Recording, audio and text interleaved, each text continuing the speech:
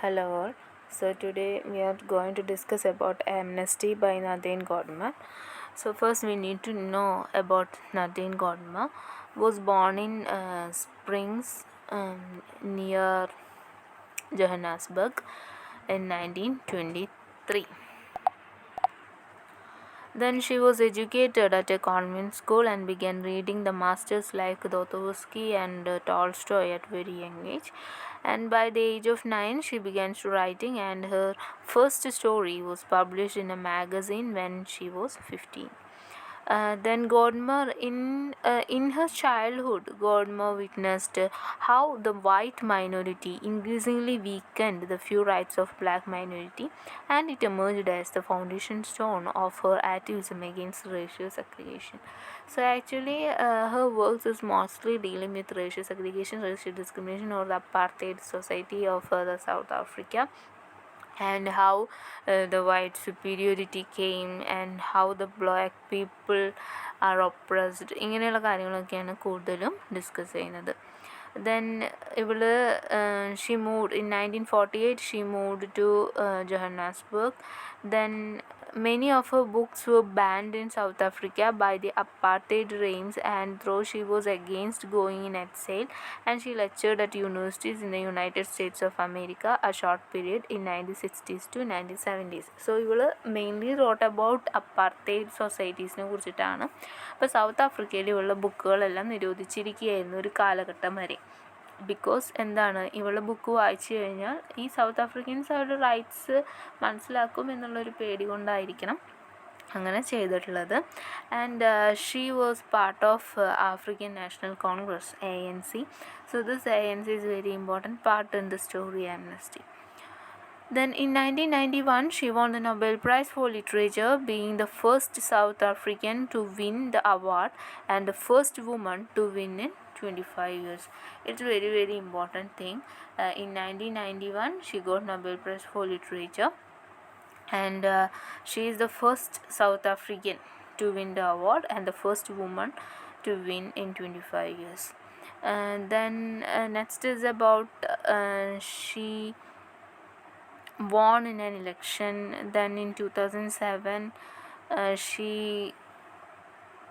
was awarded by the French government. Then she died her sleep in her Johannesburg home on 13th July 2014. Then Gordimer has published in 40 languages, 40 languages, then 13 novels and 10 short story collections. And her first book was Face to Face 1949, a collection of short stories mostly concerned with the devastating effects of apartheid on the lives of South Africans. So most of her works are related with the apartheid society and South Africans. Then other important novels are The Conservationist, and it's a joint winner of Booker Prize. Then Burger's Daughter, then July's People, A Sport of Nature, My Son's Story, etc.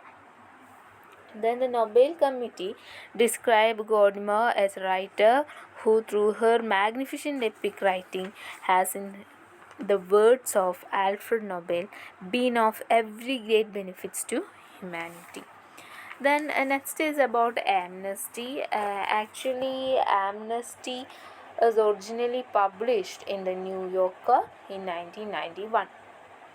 ഇപ്പോൾ Amnesty എന്ന് പറഞ്ഞിട്ടുള്ള ആ ഒരു work ആദ്യം publish ചെയ്തത്, ആ short സ്റ്റോറിയാണ് ആദ്യം പബ്ലിഷ് ചെയ്തത് ദ ന്യൂയോർക്കർ എന്ന് പറഞ്ഞിട്ടുള്ള ഒരു മാഗസിനിലായിരുന്നു in 1991.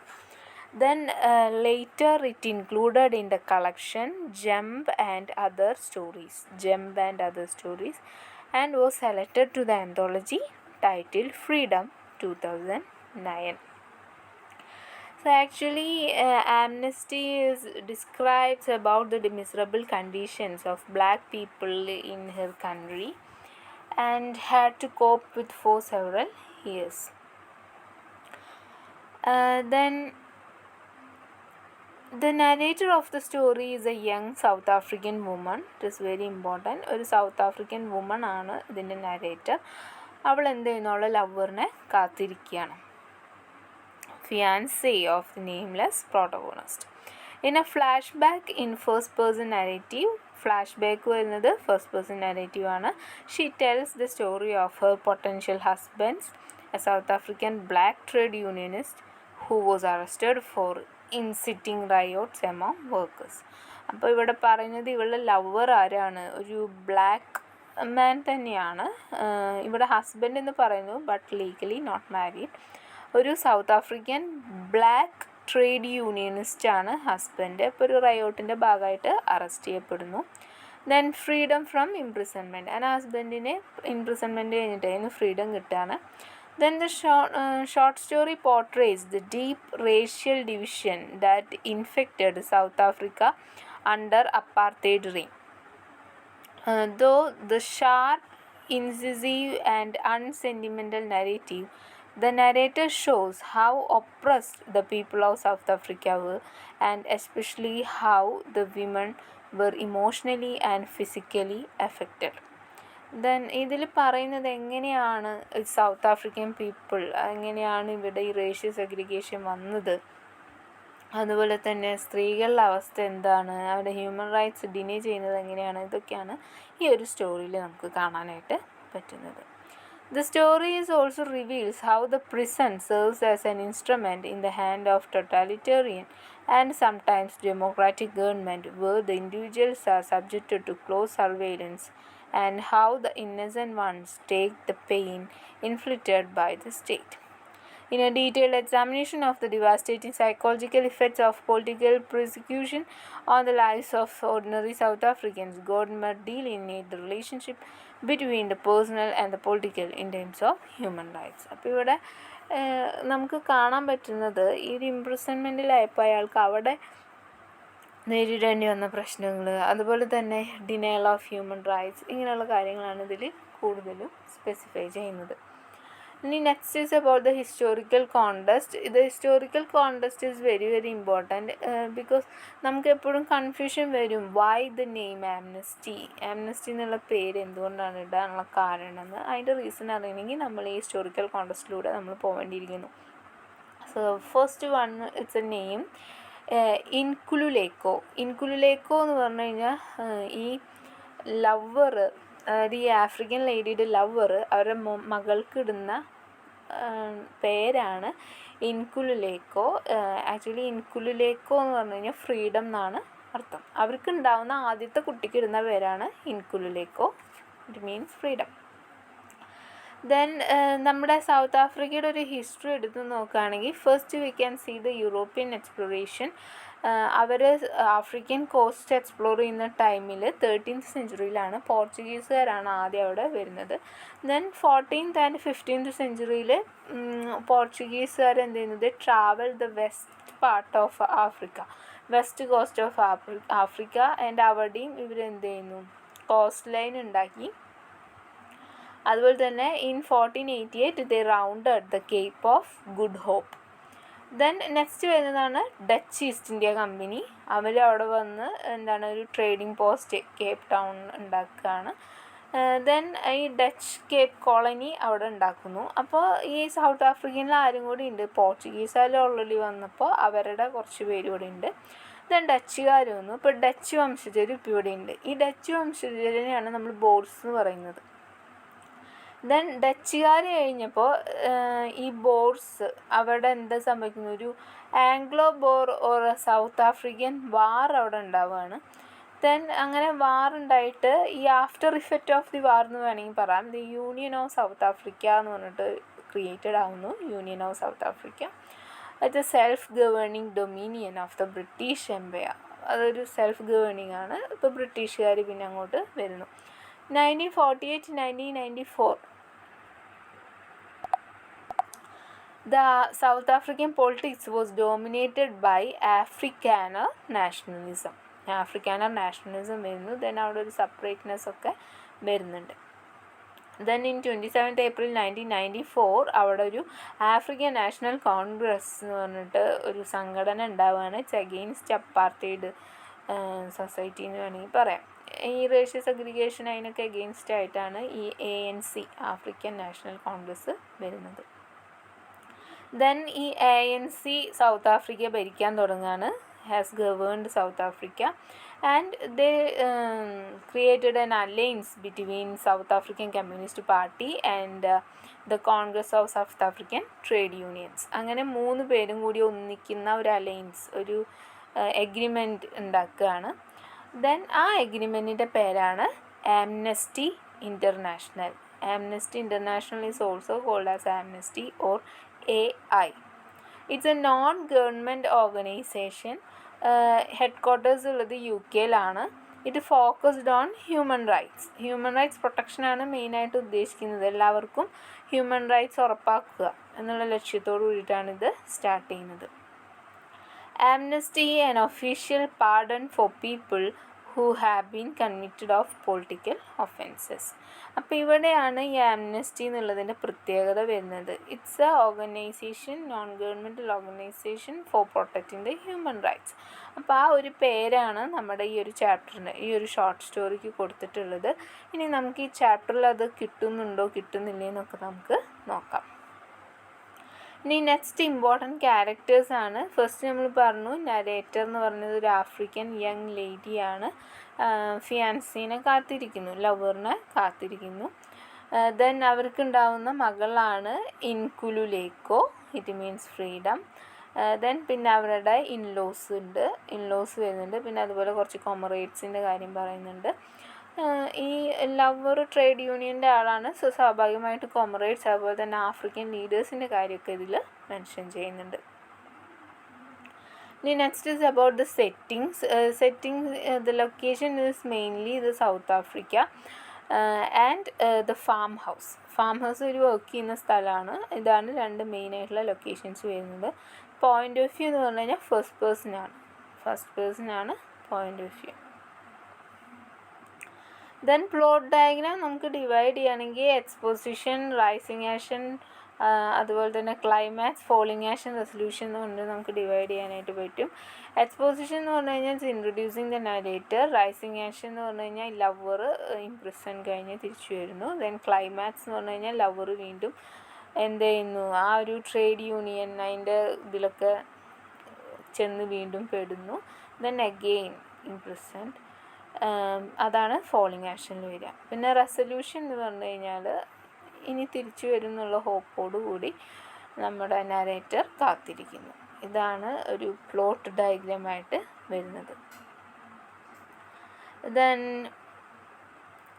Next is about the important names in this story. The first one is Robben Island. ഇതാണ് റോബൺ ഐലൻഡ്. ചുറ്റും എന്താണ്, കടലാണ് ഉള്ളത്. റോബൺ ഐലൻഡ്. അങ്ങോട്ട് എത്തിപ്പെടുക എന്ന് പറഞ്ഞു കഴിഞ്ഞാൽ ഇത്തിരി കഷ്ടപ്പാടാണ്, എസ്പെഷ്യലി സൗത്ത് ആഫ്രിക്കൻ പീപ്പിളിന്. ഫെറീസ് ഒന്നും അധികം ആ സമയത്ത് ഉണ്ടായിരുന്നില്ല. Then this is combi. That time, അതായത് ഈ സ്റ്റോറി നടക്കുന്ന ടൈമിൽ അവിടെ ഉണ്ടായിരുന്ന ഏക ഒരു വാഹനം, ഒരു ഫേമസ് വെഹിക്കിൾ എന്ന് പറയുന്നത് this one, combi. Then Bohr's എന്ന് പറഞ്ഞു കഴിഞ്ഞാൽ അവിടെയുള്ള ഡച്ച് വംശജരെയാണ് ബോർസ് എന്ന് പറയുന്നത്. നെക്സ്റ്റ് ഈസ് ഹൂ എന്ന് പറഞ്ഞു കഴിഞ്ഞാൽ it's an agricultural tool for, എന്തിനാണ്, അവർക്ക് കൃഷിക്ക് ഉപയോഗിക്കുന്ന ഒരു ടൂളാണ്. അപ്പോൾ ഇത്രയും ഇതാണ് ഫെമിലിയർ അല്ലാത്ത കുറച്ച് വേർഡ്സ്. അപ്പോൾ ഇതൊന്ന് ശ്രദ്ധിക്കുക. Now let's move on to the story. Here you can see the summary, but ഞാനിപ്പോൾ ടച്ചിലാണ് എക്സ്പ്ലെയിൻ ചെയ്യുന്നത്. When we heard he has released, I ran all over the farm and through the fence to our people on the next farm to tell everybody. I only saw afterwards I had torn my dress on the barbed wire and there was a scratch with blood on my shoulder.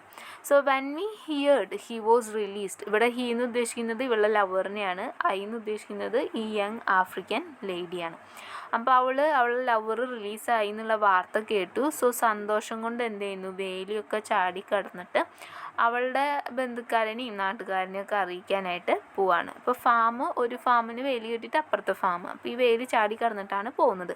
Then ഈ പോകുന്ന വഴിക്ക് എന്ത് സംഭവിച്ചു, ഈ ബാർബ്ഡ് wires, കമ്പിവേലികൾ കൊണ്ട് ഇവളുടെ dress കീറിയിട്ടുണ്ടായി. അതുപോലെ തന്നെ ഇവളുടെ ഷോൾഡറിൻ്റെ മുകളിൽ സ്ക്രാച്ചായിട്ട് ബ്ലഡും വന്നിട്ടുണ്ടായി. പക്ഷേ ഇവൾ അതൊന്നും ശ്രദ്ധിക്കാണ്ടായിരുന്നു ഓടിപ്പോയിരുന്നത്. He went away from this place 9 years ago, signed up to a work in town with what they call a construction company, building glass walls up to the sky. അപ്പോൾ ഇയാൾ പോയിട്ട് ഒരു 9 വർഷമായിട്ടുണ്ടാവും. അതൊരു കമ്പനിയിൽ വർക്കിന് പോയതാണ്. It's a construction company. Building glass walls up to the sky, അതായത് ആകാശം മുട്ടെ ഗ്ലാസ് വോൾസ് ഉള്ള കൺസ്ട്രക്ഷൻ കമ്പനിയിലേക്കാണ് വർക്കിന് പോയത്. For the first 2 years he came home for the weekend once a month and 2 weeks at Christmas.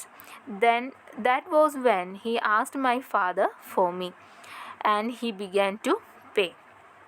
He and I thought that in 3 years he would have paid enough for us to get married. അപ്പോൾ പറയാണ് ഇദ്ദേഹം പോയിട്ട് ആദ്യത്തെ 2 വർഷമൊക്കെ എങ്ങനെയാണെന്ന് വെച്ച് കഴിഞ്ഞാൽ വീട്ടിലോട്ട് വന്നിരുന്നു. വീക്കെൻഡിന് മാസത്തിലൊരിക്കൽ വന്നിരുന്നു. അതുപോലെ തന്നെ ക്രിസ്മസ് ആകുമ്പോൾ 2 weeksനും ലീവിനൊക്കെ വന്നിരുന്നു. അപ്പോൾ ഈ ക്രിസ്മസിന് ലീവിന് വന്നപ്പോഴാണ് നമ്മുടെ ഈ നരേറ്ററിനെ കെട്ടിച്ചു തരുമെന്ന് അവളുടെ ഫാദറിനോട് വന്നിട്ട് ചോദിക്കുന്നത്. അപ്പോൾ ഇവരുടെ ഒരു ആചാരപ്രകാരം കല്യാണം കഴിക്കണമെങ്കിൽ പെണ്ണിനെ ജീവിക്കാനുള്ള അത്രയും പൈസ ഉണ്ടാക്കിയിട്ട് പെണ്ണിൻ്റെ വീട്ടുകാർക്ക് കൊടുക്കണം. അങ്ങനൊരു സംഭവമുണ്ട്. So he began to pay. അവിടെ നിന്ന് മുതൽ ഇവൻ അധ്വാനിച്ചിട്ട് ഒരു വിഹിതം ഇവരുടെ വീട്ടിലും കൊണ്ട് കൊടുത്തു തുടങ്ങി. ഹീ ആൻഡ് ഐ തോട്ട്, ഞാനും അതുപോലെ എൻ്റെ ലവറും വിചാരിച്ചത് 3 വർഷത്തിനുള്ളിൽ അങ്ങനെ ഇത്ര പൈസ കൊടുക്കണമെന്നുണ്ടാവും.